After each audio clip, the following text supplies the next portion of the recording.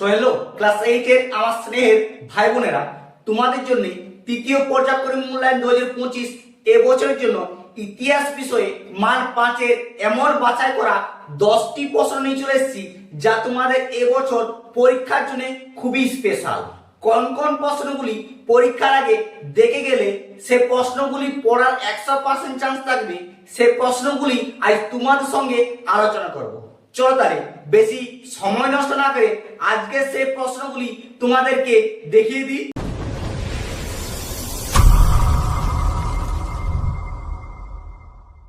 সেই প্রশ্নগুলি দেখার আগে তোমাদের কাছে ছোট্ট একটি অনুরোধ, তুমি যদি আমার এই পেজে বা আমার ইউটিউব চ্যানেলে নতুন হয়ে থাকো তাহলে সাবস্ক্রাইব করে দিও, আর সাজেশনগুলি ভালো লাগলে বন্ধুদেরকে শেয়ার করে জানিয়ে দাও। দেখো, তোমাদের অ্যানুয়াল পরীক্ষার যে ইতিহাস বিষয়ে 10টি প্রশ্ন দিয়েছি, সে প্রশ্নগুলি প্রতিটি প্রশ্নের মান হচ্ছে 5। এখানে 10টি প্রশ্ন দিয়েছি, সেই 10টি প্রশ্নের মান হচ্ছে 5।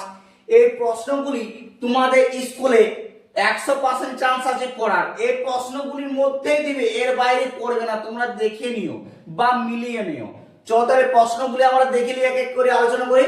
প্রথম প্রশ্ন হচ্ছে, ভারতের স্বাধীনতা সংগ্রামে ইতিহাসে নেতাজি সুভাষচন্দ্র বোসের ভূমিকা আলোচনা করো। মোস্ট এবং গুরুত্বপূর্ণ প্রশ্ন।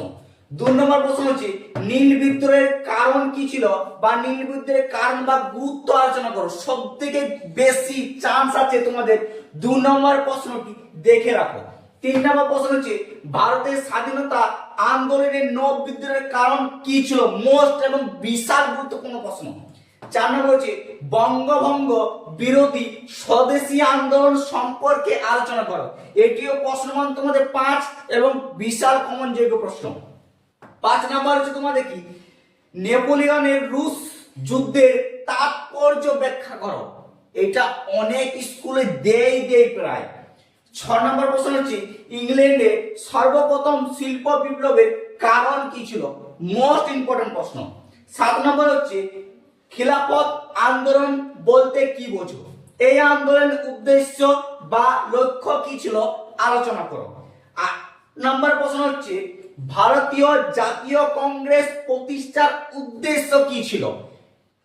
এমন কমন প্রশ্ন এটি প্রায় স্কুলে দেই। 9 নম্বর প্রশ্ন হচ্ছে, রবার্ট ব্লক প্রতিষ্ঠা পটভূমি কি ছিল, এই দলের উদ্দেশ্যটি কি ছিল। এই যে 9টি প্রশ্ন দিলাম, ভালো করে তোমরা প্র্যাকটিস করো। এই প্রশ্নগুলির মধ্যেই তোমাদের 100% শিওর থাকছে পড়ার চান্স থাকবে। আর একটি প্রশ্ন আমি তোমাদের দিয়ে দিচ্ছি।